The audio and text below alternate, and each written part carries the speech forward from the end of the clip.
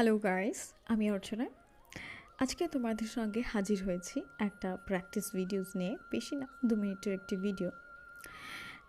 এই যে লোকেশনটা তোমরা দেখতে পাচ্ছ, এটা ইকো পার্কে একদম পাশেই যে রাইফেল টাওয়ারটা রয়েছে ওখানেই। আমরা মর্নিংয়ে যাই, দেখতে পাচ্ছ সামনে আমার যে জুতা স্যান্ডেল।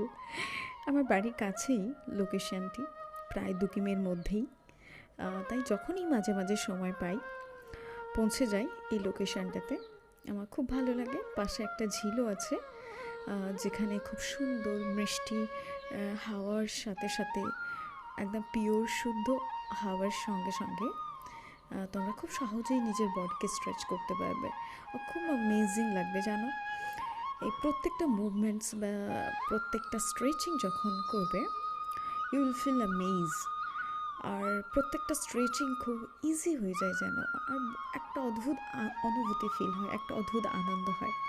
তো যখনই তোমরা কখনো কোনো সময় পাবে, অবশ্যই করে কোনো পার্ক বা আউটডোর কোনো প্লেসে অবশ্যই যোগা প্র্যাকটিসটা করবে। স্ট্রেচিং করার পরে যখন তোমরা আসন করবে, উন্মুক্ত পরিবেশে যেগুলোতে আউটডোর প্র্যাকটিস হয়, এগুলোতে আরও বেশি বেশি করে কোনো একটা পার্টিকুলার আসনকে কিন্তু অনেকক্ষণ হোল্ড করা যায়। আর হোল্ড করলে খুব অ্যামেজিং ফিল হবে। কোনো আসনকে যত বেশি সময় ধরে আমরা হোল্ড করব ধীর স্থিরভাবে, তত বেশি করে বেনিফিট আমরা কিন্তু পাবো। এই কিছু কিছু শ্যুট রয়েছে যেগুলো আমি স্ট্রেচিং করছি এবং আসনগুলোকে পিসফুলি আমি প্র্যাকটিস করছি।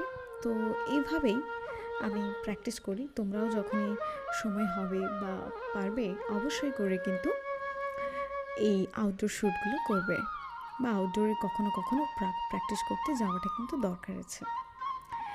আর এইভাবে তোমরা হোল বডিকে নার্চার করার জন্য সাইড স্ট্রেচিংও করবে, ফরওয়ার্ড বেন্ড, ব্যাক বেন্ড করবে, এবং শেষে অবশ্যই করে প্রাণায়াম করা বা মেডিটেশন করা বা কিছুক্ষণ বসে নিজের বডিকে ফিল করতে ভুলবে না। Thank you for watching. Stay healthy and happy.